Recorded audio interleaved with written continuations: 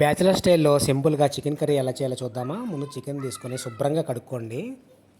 KG chicken అనేది శుభ్రంగా కడుక్కోండి. అందులో ఉప్పు, గరం మసాలా, ధనియాల పొడి, జీలకర్ర పొడి, అలాగే చికెన్ మసాలా కూడా వేసి, పెరుగు వేసుకొని 2 టేబుల్ స్పూన్లు ఆయిల్ వేసుకొని, అల్లం వెల్లిపాయ పేస్ట్ వేసుకొని నేను చూపిస్తున్న విధంగా చేత్తో కలుపుకోండి.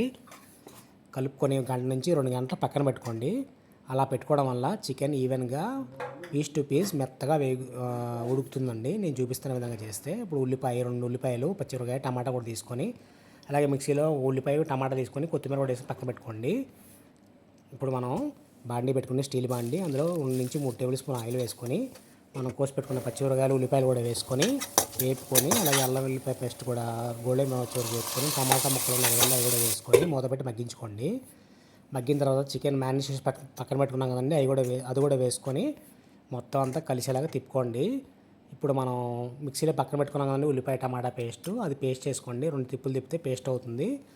అది కూడా మగ్గిన చికెన్లో వేసుకోండి. చాలా చాలా బాగుంటుంది అలా చేస్తే.